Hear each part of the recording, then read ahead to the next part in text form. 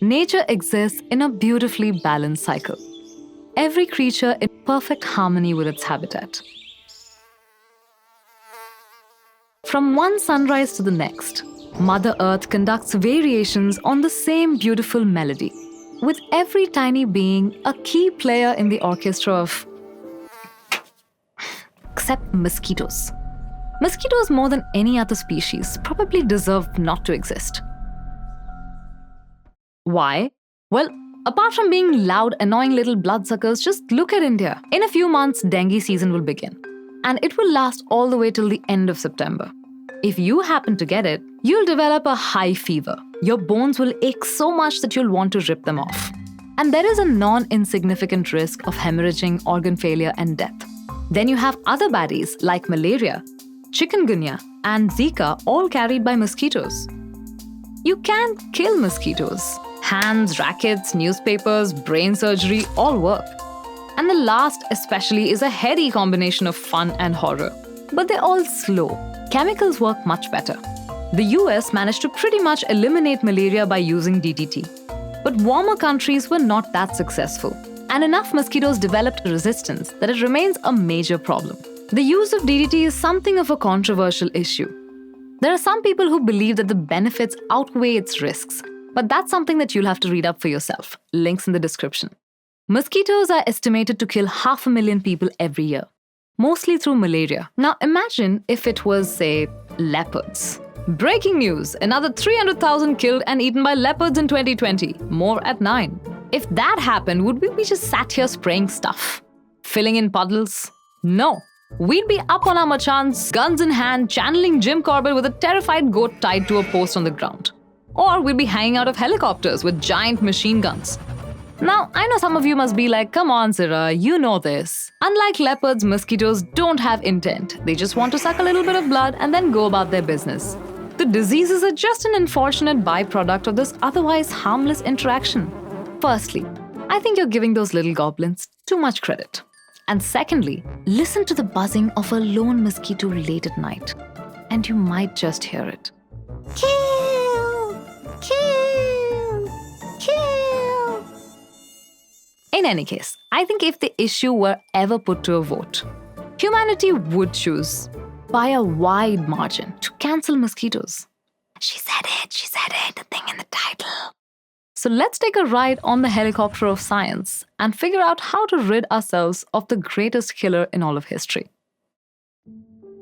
When Dr. Anthony James opened his box of mosquitoes one morning and peered in, he saw 3,800 pairs of red eyes staring back at him.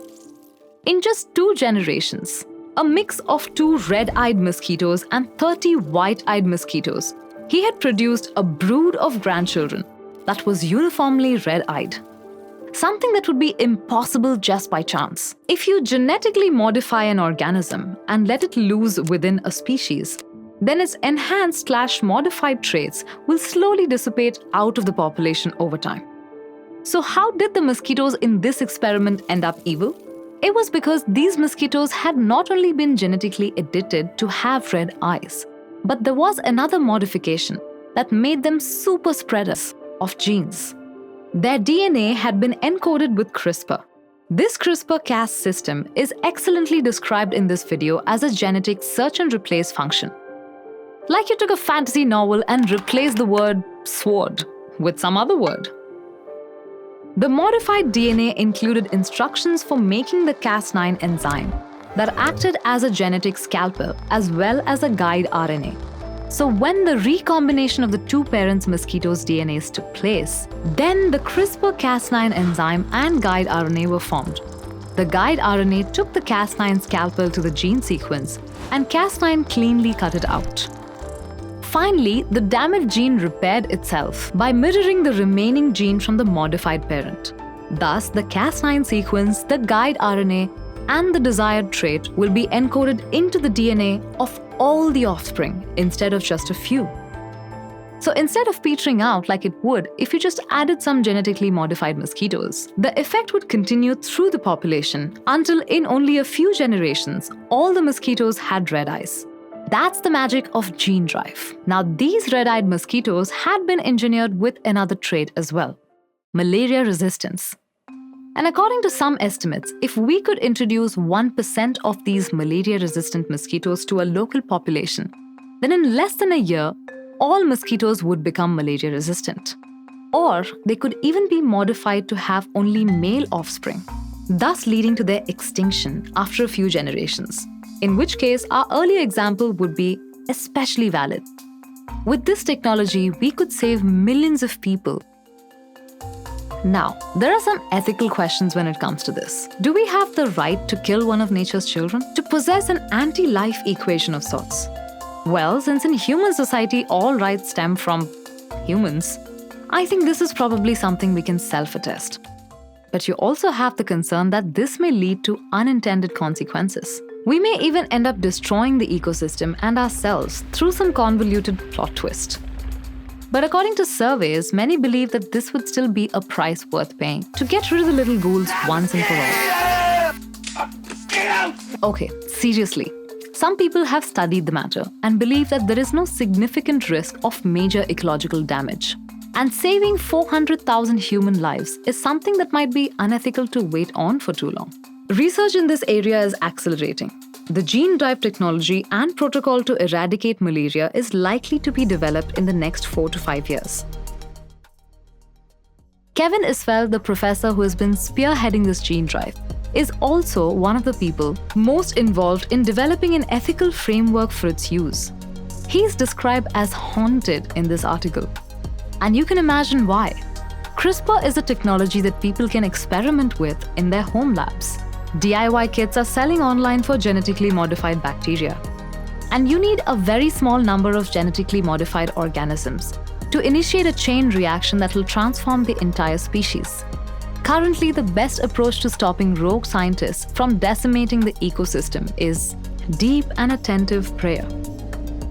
So this is definitely something that we should pursue some kind of international agreement on. Kevin Isfeld made a pitch to the community of Martha's Vineyard to help eradicate Lyme disease through gene drive technology. The proposal was finally watered down to genetically engineered mice who produced antibodies to Lyme disease and passed this trait to their offspring. This bottom-up approach, listening and consulting with local people, is going to be very important when it comes to any kind of ecological editing, because ultimately the consequences, good and bad, will be borne by the local community. On that front, here is my humble proposal. Cancel centipedes, millipedes, and any other creatures with an unreasonable and frankly terrifying number of legs. Spiders can stay, because they take care of other pests. But definitely in a look more suited to the modern world. In fact, give all creepy crawlies bigger eyes and we'll reevaluate in a few generations. Finally, I submit that ticks have had their day, and that we should grant our faithful companions a lasting reprieve from these parasites. You might be wondering why I'm not advocating for the elimination of troublesome viruses and bacteria. This is because they don't reproduce sexually. You could edit a bacteria to not be awful anymore and its kids would continue that trend, but they would have no way of penetrating other bacteria with their values. The trait would stick around for a few generations until the lion went extinct due to being too nice. Regardless, I think in case of malaria, we have an opportunity to end a battle that has raged on for millennia. We just need a good ambassador for the technology, someone who people will implicitly trust. Too late. Well, I hope you guys enjoyed this video. Hit the like button if you're not a mosquito and join the conversation below to discuss the ethics of the gene drive. I'll see you really soon. Bye-bye.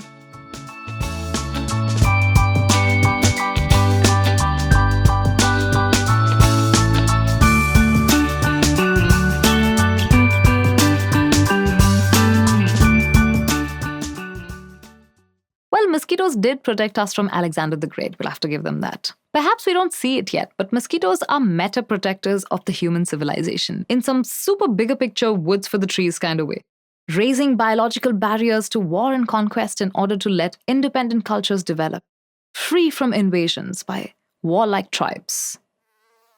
You guys really need to get the studio sprayed. Like, COVID isn't bad enough.